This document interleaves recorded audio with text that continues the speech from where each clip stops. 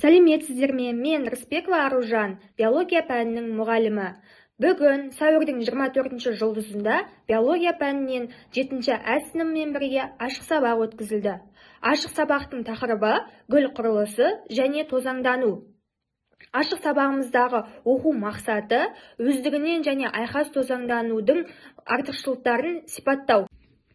Ең алдымен алдыңғы білімге шолу мақсатында арқан тартыс әдісі қолданылды.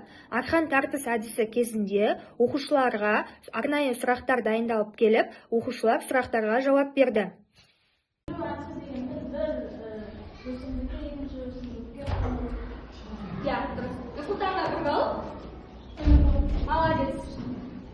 Келесі, ата-анасында болмаған тұқым қуалайтын өзгерістер.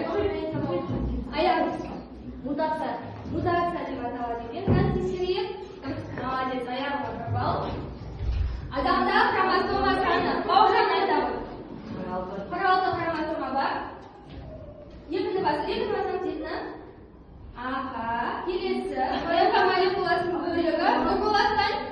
Үй жұмысы сұралып болған соң, оқушыларды екі топқа біріктірдім. Тақырыбым гүл құрылысына байланысты болғандықтан, мен оқушыларды гүлдің моделі арқылы екі топқа бөлдім. Менде бірінші топ раушан гүлдер тобы, екінші топ бәйшешектер тобы. Яғни, басқа бір гүлдің атауындағы тозаң, екінші бір гүлдің анауының тозаңының аузына келіп түседі. Ол кезде не деп аталады?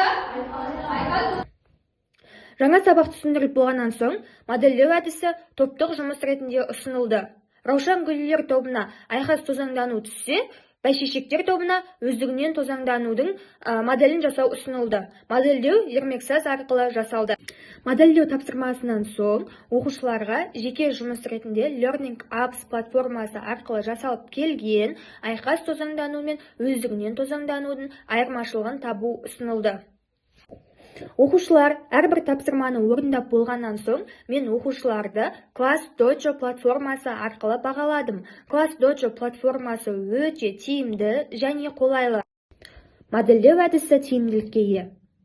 Себебі оқушы естісе ұмытып кетеді, көрсе есінде қалады, ал егер де істесе түсінеді деп Қытай халық даналығын негізге ала аламыз. Сол себепті модельдеу әдісі кез келген сабақта, сонымен қатар биология сабағында өте тиімді әдістердің бірі болып табылады.